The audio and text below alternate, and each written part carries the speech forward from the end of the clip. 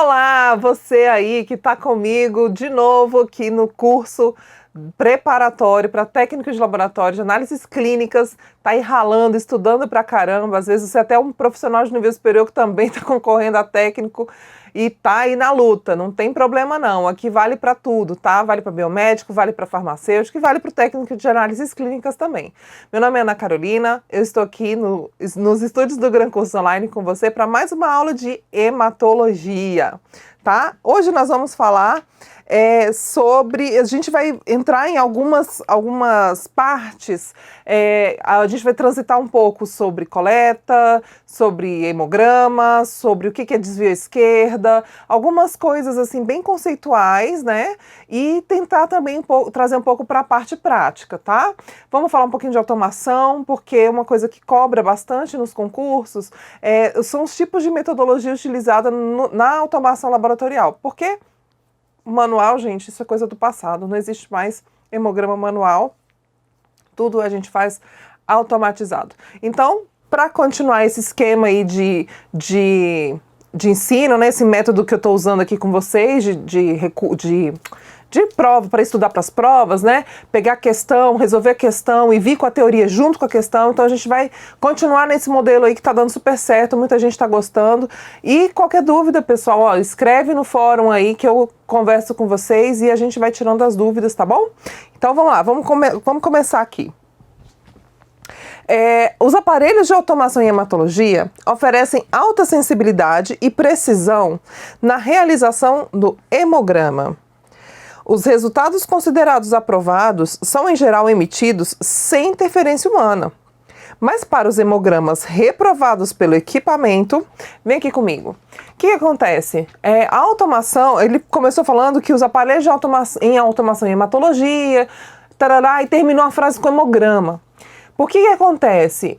Se no enunciado não tivesse qual seria o exame, a gente não pode inferir que é hemograma, porque a gente tem hoje automação para VHS, a gente tem automação de lâminas, né? Então a gente tem que tomar muito cuidado e ler esse enunciado aí com bastante cautela para depois não ter erro, tá?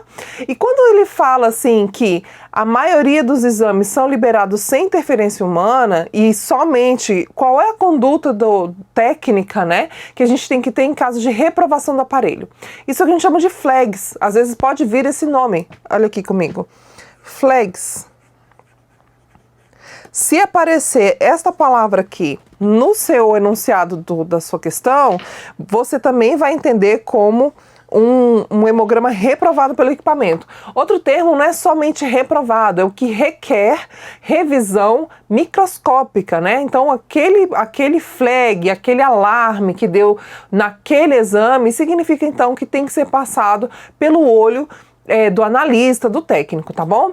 E por que isso acontece? Acontece pelo seguinte, na grande maioria do laboratório de rotina, na hematologia do laboratório de rotina, esses hemogramas são processados apenas pela automação, porque a grande maioria são resultados normais, são resultados que não possuem alteração morfológica, nem de anemias, nem infecções, nem distúrbios plaquetários, tá? Agora, se o aparelho dá um alarme, dá um flag ou é reprovado, aí sim tem que ter uma análise microscópica daquela amostra. Quando isso acontece? Quando eu tenho quando o equipamento percebe que existe alguma alteração morfológica na hemácia, nos leucócitos, se você tem uma granulação a mais, se você de repente tem uma coisinha chamada desvio à esquerda, então ele, dependendo do tipo de equipamento, ele não conta mais de 5 partes dos leucócitos, né? Então a gente tem que fazer essa contagem manualmente lá dessas amostras, desses pacientes, tá? Então ele vem aqui com 4 opções para você. Então, se acontece essa situação onde é aprovado pelo equipamento, você não libera sem interferência humana, mas quando existe uma reprovação do equipamento, qual é a conduta? O que você tem que fazer no caso de flag?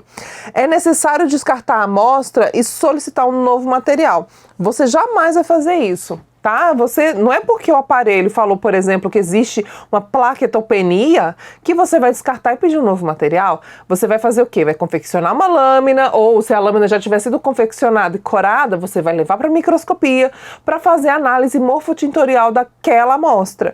Vai verificar como é que está a morfologia das hemácias, vai fazer a contagem manual dos leucócitos, né, aquela diferencial dos leucócitos, vai observar como estão dispostas as plaquetas, se existe grumos plaquetários, como é que está a morfologia dessa plaqueta, tem macroplaqueta ou também plaquetas gigantes? Então você tem que olhar para poder fazer o relato no laudo. A gente não faz esse descarte e pede um novo material. A gente só vai fazer isso quando, por exemplo, você percebe que na lâmina tem uma quantidade normal de plaquetas, mas o aparelho está dizendo para você, por exemplo, que não tem. Aí é bom a gente fazer uma segunda coleta com citrato, para dar uma olhada como é que tá ali as plaquetas do paciente, tá bom? Para confirmar aquele resultado, tá? Ou se é um paciente de primeira vez, que é a primeira vez que dá aqueles resultados alterados, aí você quer confirmar aquele laudo, aí sim você pede uma segunda amostra, tá? Mas não é o caso de desprezar, isso não é a prática, tá bom? Na prática você apenas observa. Letra B. Libera-se os resultados independentemente dos avisos do analisador? Também não, seria uma irresponsabilidade nossa. É claro que hoje os equipamentos automatizados são muito avançados, né? A gente já evoluiu muito no desempenho, na diferenciação celular, então eles conseguem enxergar coisas que a gente já não enxerga mais, né? Então a gente tem que confiar no aparelho, tem que mantê-lo sempre com as manutenções em dia, calibrado, com controle, tudo certinho para que a nossa análise seja bem sucedida, tá? Então não tem essa de ficar liberando sem o aviso do analisador, não, tem que olhar. Letra C. Desculpa. É recomendado comunicar ao médico solicitante que o equipamento não realizou o exame? Gente, jamais a gente faria uma coisa dessa, né? Imagina, você falar pro médico, olha, tá dando alterado aqui, não vou liberar o resultado não. Não faz o menor sentido. A sua responsabilidade, a minha responsabilidade é fazer análise daquela amostra e ter uma conduta técnica apropriada para aquela situação, tá certo? Vamos ver a letra C. A distensão da lâmina e exame microscópicos são normalmente exigidos. Sim, é isso que a gente tem que fazer. Fazer a confecção da lâmina e fazer a análise microscópica para ver a morfologia das células ali, que ali se encontram, né? Para a gente, de fato, confirmar aquele erro, né? Aquela reprovação que foi emitida ali pelo equipamento. Ou flags também, tá? Esses termos todos podem aparecer no enunciado da sua prova. Então vamos continuar para a próxima. Existe uma situação hipotética aqui, né? 2 pacientes adultos do sexo masculino foram diagnosticados com anemia após a análise dos resultados dos hemogramas. O hemograma do paciente 1 mostrou índices hematimétricos abaixo dos valores de referência. E o do paciente 2 apresentou índices hematimétricos dentro da faixa de referência. Mas os dois, foram diagnosticados com anemia. Antes da gente destrinchar a questão, eu vou explicar algumas coisas aqui para vocês, tá? O que são índices hematimétricos? Então, vem aqui. Índices hematimétricos são volume corpuscular médio, hemoglobina corpuscular média e concentração hemoglobínica corpuscular média. Qual é a diferença desses 3? A diferença... e tem mais um que é um automatizado, que é o RDW. Qual é a diferença desses índices hematimétricos? A diferença é a seguinte, que o VCM é uma relação que existe entre a quantidade de hemácias e o hematócrito. O HCM é a relação que existe de hemoglobina e hemácias. E o CHCM é a relação que existe de hemoglobina com hematócrito. E o RDW é o coeficiente de variação do tamanho das hemácias. Esses índices aqui, eles são responsáveis por nortear muitas vezes e criar uma expectativa ao microscopista do que pode ser encontrado.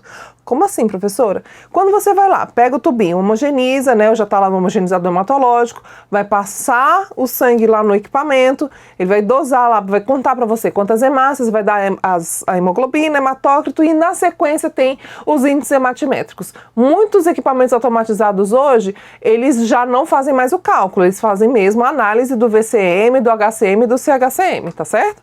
Então, tendo em base esses resultados, que é uma proporcionalidade entre hemácia e hemoglobina, ou hemácia e hematócrito, ou hemoglobina e hematócrito, avaliando essa proporcionalidade eu posso inferir uma anemia de outra. Tá? Então, por exemplo, se eu tenho VCM, que é um índice hematimétrico associado ao tamanho, abaixo do valor de referência, vai indicar, por exemplo, para mim, uma anemia microcítica. Então, a gente espera encontrar na lâmina a amostra, da amostra do paciente com as hemácias com o tamanho menor do que o normal, que é a anemia microcítica. Se o VCM do paciente está acima do valor de referência, a gente espera encontrar na lâmina o quê? Hemácias macrocíticas ou macrocitose, tá certo? Só que nos casos de macrocitose, para que eu possa confirmar se é realmente uma anemia megaloblástica, eu teria que encontrar outros achados clínicos ali e laboratoriais também, como por exemplo, a presença de hipersegmentados. A gente pode explorar isso aqui um pouquinho mais, se tiver muito complicado, escreve no fórum que eu respondo para vocês, tá bom? Mas vamos lá, vamos com calma que a gente vai chegar vamos fazer várias etapas e vai ter um momento que eu vou falar somente de anemias para vocês, beleza? Então assim, voltando aqui. Então aqui o enunciado diz o seguinte, que a anemia que o hemograma do paciente 1 mostrou índices abaixo dos valores de referência. Se está abaixo, está todo mundo baixo. Ele não falou quem estava abaixo. Aí eu falei para vocês do VCM. VCM baixo indica uma microcitose. VCM alto indica uma macrocitose. HCM e CHCM estão relacionados com a hemoglobina. Uma é a hemoglobina, a quantidade de hemácias presentes pela quantidade de hemoglobina encontrada, e o outro é a quantidade de hematócrito pela quantidade de hemoglobina, tá? Que vão estar indicando ali pra gente uma hipocromia. Significa o quê? A quantidade, a proporção de hemoglobina por hemácia tem que ser equivalente. Se não for, por exemplo, esses índices estarão com valores abaixo do valor de referência, tá certo? Então vamos voltar aqui.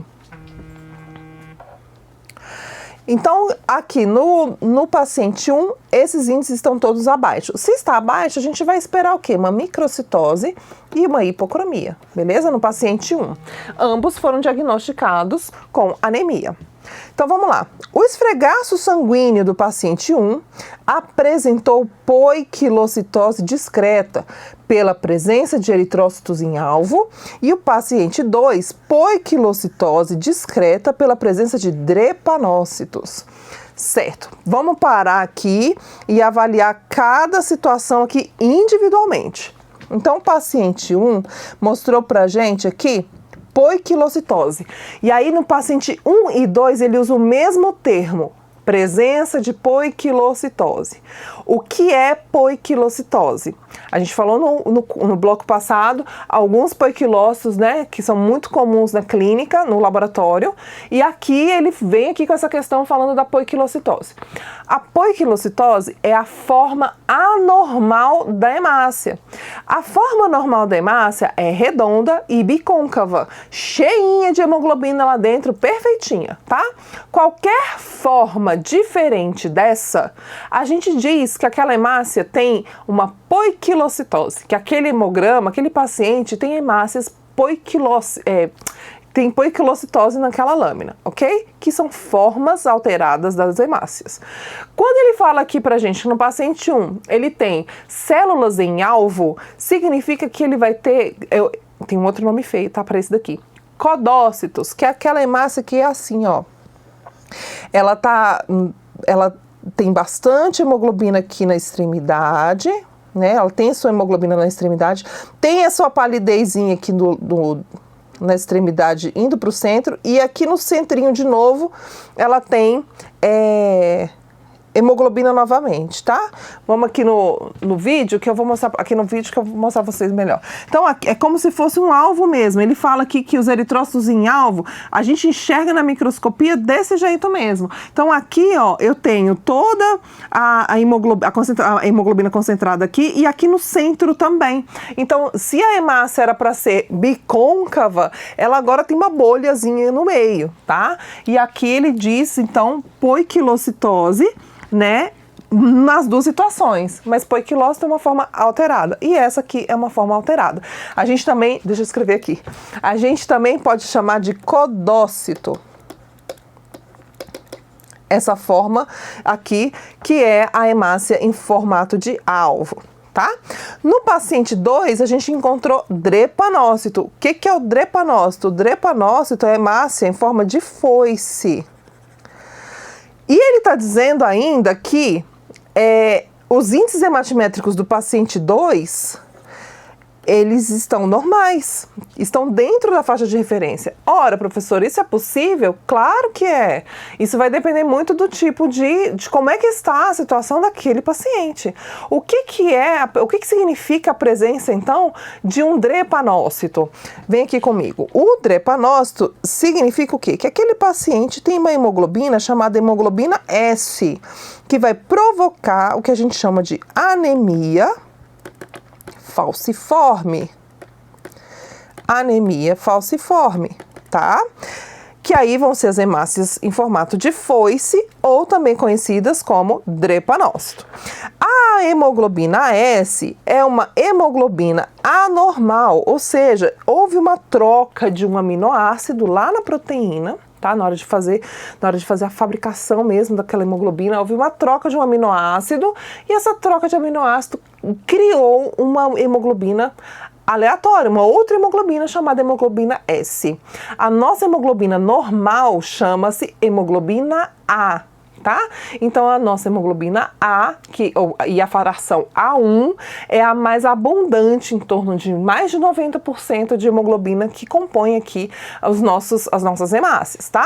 Então, a hemoglobina S está presente aqui nesse paciente 2, mesmo com os índices hematimétricos normais.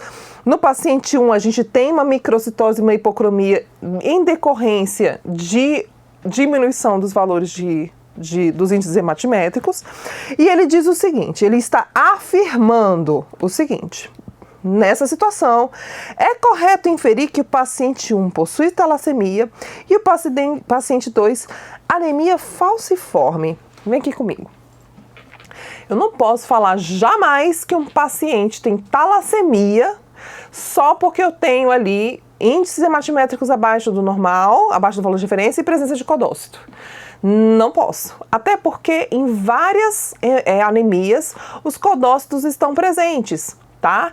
Os células em alvo, elas estão presentes. Está presente, inclusive, na anemia falciforme. A gente pode observar a presença de codócitos na anemia falciforme. Na anemia ferropriva, a gente consegue observar, a gente pode observar. Isso vai depender muito do paciente, né? Da situação clínica do paciente. Vem aqui comigo. Aqui, então, vocês percebem que eu tenho aqui nessa figura a hemoglobina. E essa hemoglobina vai ter duas cadeias alfas e duas betas. O que é a talassemia? A talassemia é uma anormalidade numa dessas cadeias de globina. Então eu posso ter alteração na alfa-globina, na alfa 1 da globina ou na beta. E aí isso vai caracterizar a presença de uma talassemia. É a formação, é a configuração ali das cadeias de globina da hemoglobina. E não é isso que está dizendo aqui, ele só citou baixo índice hematimétrico e presença de codócito. Isso não fecha diagnóstico de talassemia. Para fechar diagnóstico de talassemia é necessário fazer uma série de outros exames laboratoriais e de biologia molecular para entender exatamente o que está acontecendo com aquela hemoglobina daquele paciente, tá? E o paciente 2, anemia falciforme, ok, mas como o paciente 1 não tem talassemia, essa questão está errada. Nossa, eu expliquei um monte de coisa aqui só com uma questãozinha, hein? Que bom, espero que você tenha aprendido. Qualquer coisa, já sabe, escreve lá no fórum que a gente conversa, tá? Então aqui só pra gente reforçar esse conhecimento, né? Reforçar esse conteúdo, eu digo aqui para vocês o seguinte. Vejam, eu tenho aqui uma hemoglobina normal à esquerda, né? Aqui uma hemoglobina normal e aqui a hemoglobina S. O aminoácido que a gente troca é a gluteína com a valina. Então esses dois aminoácidos são trocados. E quando a gente tem a troca, né, a substituição, a presença da valina aqui na hemoglobina, ela vai ter essa forma de S, tá? Então assim, a hemácia normal, ela tem essa forma redonda e bicôncava, enquanto essa célula falciforme ou drepanócito vai ter essa formação mais de meia lua, né? Ou de foice que antigamente a gente falava, né? Vem aqui comigo no vídeo. Então, olha só. Aqui são vários poiquilócitos. Quais poiquilócitos eu tenho aqui? Esferocitose, né? Um esferócito. Eu tenho aqui um ovalócito, que é a hemácia oval, e um drepanócito, que é a anemia falciforme, né? Que é a hemácia que está presente ali na anemia falciforme. Ok. Percebam, comparem com a hemácia normal. Vejam, quando eu digo esferocitose, estou falando que ela é esférica mesmo, ela é uma bolinha, tá? Esse declínio aqui da biconcavidade da hemácia, ela se perde. Então, ao invés dela ficar assim, ela fica assim. Tá? Então eu tenho aqui uma esferocitose e aqui ela em formato oval. E muitas vezes, gente, pode haver confusão na microscopia mesmo, achando que a presença de falciforme, a presença de drepanócitos pode ser confundida com ovalócito. O que vai ajudar você a diferenciar? Lembra daquela pimenta dedo de moça? Pois é, que ela é bem compridinha e bem estreita nas extremidades. A hemácia falciforme vai lembrar aquela pimenta, tá? Então você vai perceber que as extremidades vão ser menores, bem pequenininhas, quase triangulares, tá certo? Ao contrário do ovalócito, que é um ovinho mesmo, ela é mais ovalada. E aí você pode não confundir tanto na hora da microscopia, tá certo? Então vamos lá, vamos continuar aqui. Certo. E aí a gente fica um pouquinho aqui com anemias, né? Que eu acho que fica bem tranquilo. Esse exame aqui, ó, gente, antes de entrar para a automação, esse exame aqui que a gente faz para detectar a presença das hemoglobinas, que aqui a gente tem hemoglobina A1 como a nossa maior quantidade de hemoglobina. O exame que a gente faz para detectar a presença dessas hemoglobinas anormais chama-se eletroforese de hemoglobina, ou pode ser feito também por cromatografia. Tá? E aí a gente faz essa análise aí dessas estruturas diferentes e classifica aí pelo tamanho, peso e condutividade essas hemoglobinas, classificando-as, tá bom? Então vamos lá falar um pouquinho de automação no hemograma.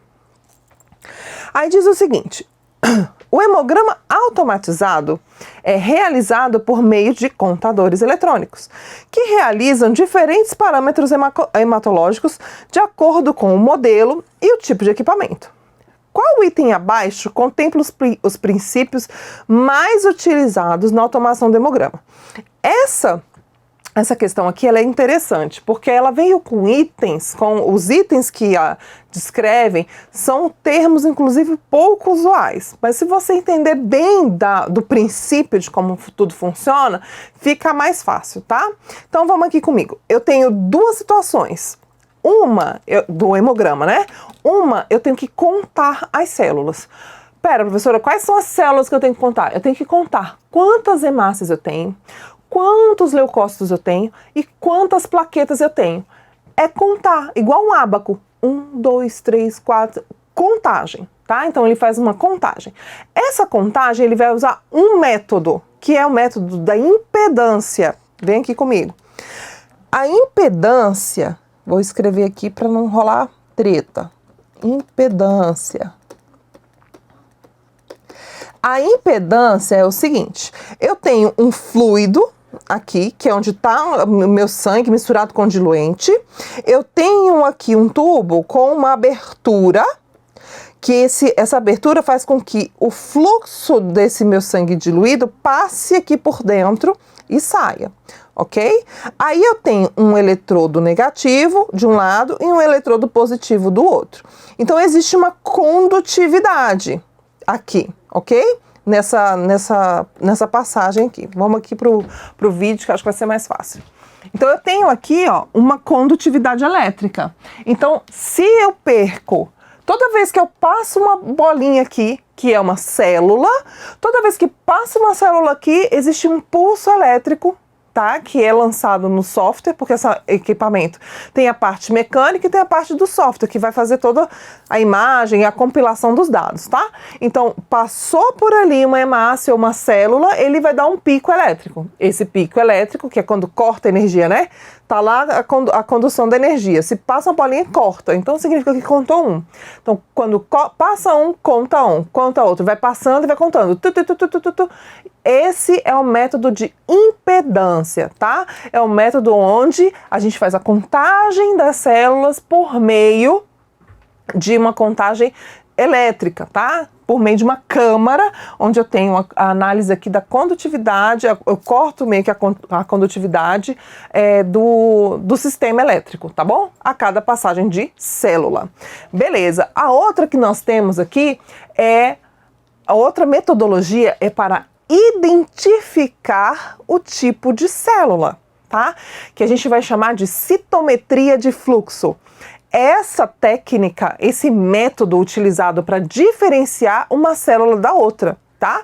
E aí, os equipamentos automatizados hoje, eles têm uma gama de situações onde você pode estar melhorando essa identificação, inclusive com marcadores fluorescentes, né? Então, por exemplo, se você já conhece aí um pouquinho de série branca, vai entender o que eu estou falando. Se não, não tem problema, que nas aulas lá na frente a gente vai falar de leucograma e a gente aprofunda um pouquinho mais isso daí, tá bom?